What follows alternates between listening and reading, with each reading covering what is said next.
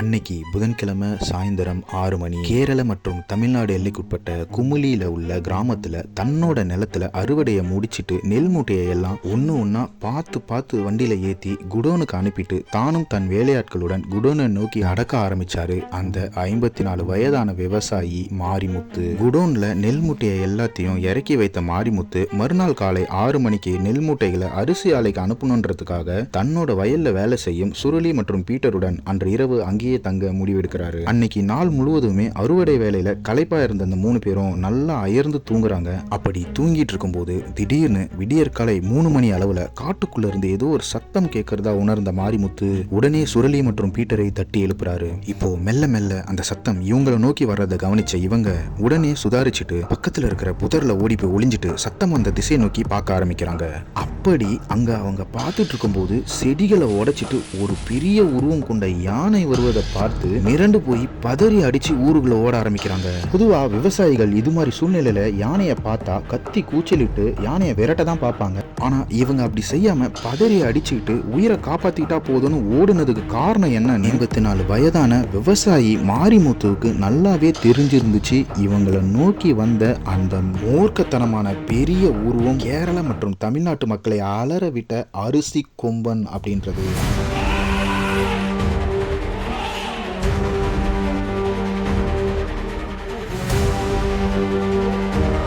காதல், நட்பு, பாசம், போராட்டம், வாழ்க்கையில நம்ம குடும்பத்தோட வாழ முடியுமான்ற ஏக்கம் இது எல்லாம் சேர்ந்து வாழ்க்கை போராட்டமாவே மாறி போன நாம நம்ப மறுக்கிற பல ட்விஸ்ட் அண்ட் டர்ன்ஸ் கொண்ட ஒரு யானையோட வாழ்க்கையில நடந்த உண்மை நிகழ்வுகளை தான் இன்னைக்கு நம்ம வீடியோல பார்க்க போறோம். வெல்கம் வியூவர்ஸ், நீங்க பார்த்துட்டு இருக்கிறது விகோ மூவிஸ். நான் உங்கள் சரவணன். வாங்க வீடியோக்குள்ள போலாம்.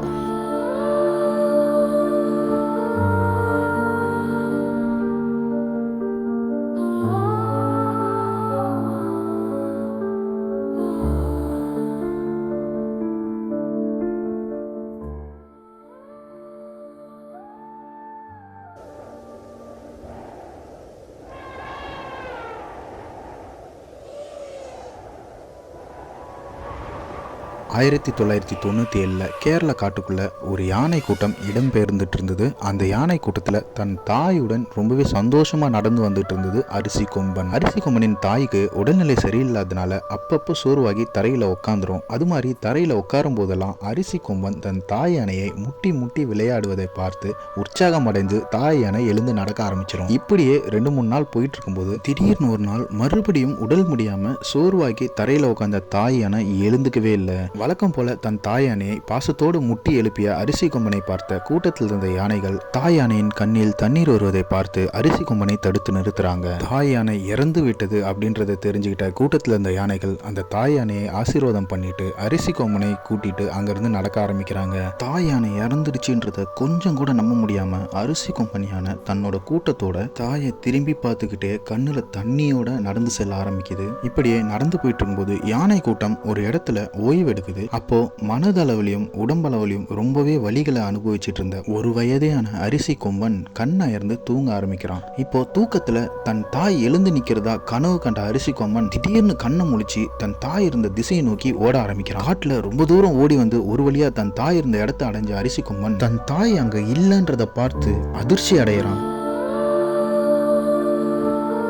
ரோந்து பணியில ஈடுபட்டிருந்த ஃபாரஸ்ட் ஆபீசர்ஸ் இறந்த தாய் யானையோட உடலை பார்த்துட்டு அதை அடக்கம் செஞ்சிருப்பாங்க. இது தெரியாத அரிசி கொம்பன் தன் தாய் எழுந்து கூட்டத்தை நோக்கி போயிருக்காங்கன்னு நினைச்சுக்கிட்டு உடனே வேகமா தன் கூட்டத்தை நோக்கி ஓட ஆரம்பிக்குது. இப்போ தன் கூட்டம் ஓய்வு எடுத்துட்டு இருந்த அந்த இடத்துக்கு வந்து பார்த்தா அங்க தன் கூட்டத்தையும் காணும். தன்னோட தாய் யானை கூட்டத்தை கூட்டிட்டு தன்னை தான் தேடிட்டு இருப்பாங்கன்னு நினைச்ச ஒரு வயசான அரிசி கொம்பன் அந்த கேரள காட்டுக்குள்ள தன்னோட தாயையும் தன் கூட்டத்தையும் தேடி தன்னோட பயணத்தை தொடங்குறாரு.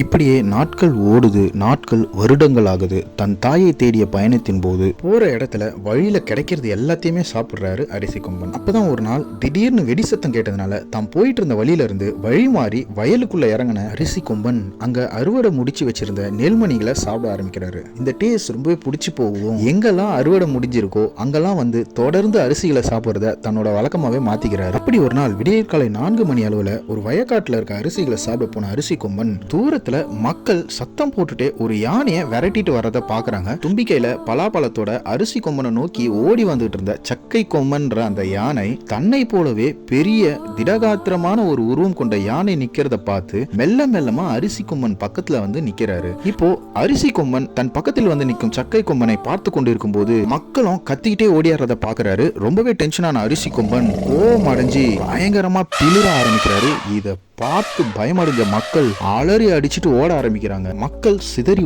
ஓடுனதும் அரிசி கொம்பன் திரும்ப காட்டுக்குள்ள நடக்க ஆரம்பிக்கிறார். இதெல்லாம் பார்த்துட்டு இருந்த சக்கை கொம்பனுக்கு அரிசி கொம்பனை ரொம்பவே பிடிச்சு போகுது. உடனே அவரும் அரிசி கொம்பன் கூடவே சேர்ந்து நடக்க ஆரம்பிக்கிறாரு. அரிசி கொம்பன் எங்க போனாலும் அவர் கூடவே இருக்காரு. அவருக்கு ஒரு நல்ல நண்பனாவும் மாறுறாரு. காட்டுக்குள்ள தனியாவே வளர்ந்த அரிசி கொம்பனுக்கு தன் மேல அதிகபட்ச பாசம் காட்டுற சக்கை கொம்பனை ரொம்பவே பிடிச்சு போகுது. பலாப்பழ தோப்புக்குள்ள அரிசி கொம்பனையும் கூட்டு போற சக்கை கொம்பன் மக்கள் இவங்க 2 பேரை பார்த்ததும் அலறி அடிச்சு ஓடிடுறாங்கன்றது வசதியாகுது.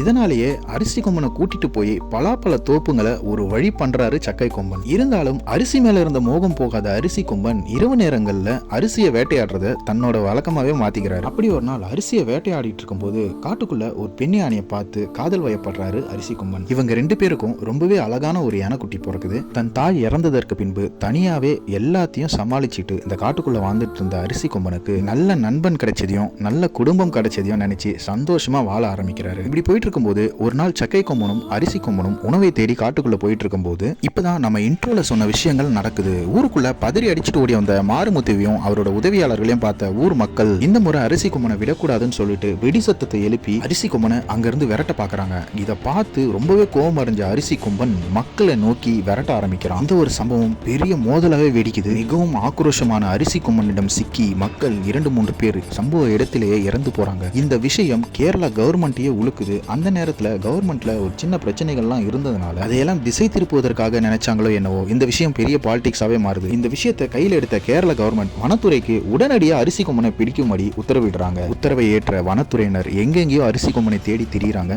ஆனா எங்கேயுமே அரிசி கொம்பனை பார்க்க முடியல. இப்படியே போயிட்டு இருக்கும்போது திடீர்னு ஒரு நாள் அரிசி கொம்பன் இருக்கிற இடம் தகவல் தெரிஞ்சு அங்க வனத்துறையினர் கையில் மயக்க ஊசியுடன் வந்து சேர்றாங்க. மயக்க ஊசியை அரிசி கொம்பன் மேல செலுத்தவும் முயற்சிக்கிறாங்க. பொதுவாகவே 4-5 மயக்க ஊசிகள் செலுத்தினாலே யானைகள் மயக்கம் அடையும். ஆனா 6 மயக்க ஊசி செலுத்தினதுக்கு அப்புறமும் அரிசி கொம்பன் யானை சரியா மயக்கம் அடையாத கண்டு வனத்துறையினரே பயங்கரமா அதிர்ச்சி அடைறாங்க. இப்போ ரொம்ப நேரம் ஆனதுக்கு அப்புறம் கொஞ்சம் கொஞ்சமா மயக்க நிலைக்கு போன அரிசி கொம்பன் யானையை 3 கும்கி யானைகள் துணையோட வண்டியில ஏத்தி கேரளால இருந்து தமிழ்நாடு பார்டர் வழியா இடுக்கியில இருக்க பெரியார் சரணாலயத்துல கொண்டு வந்து விடுறாங்க.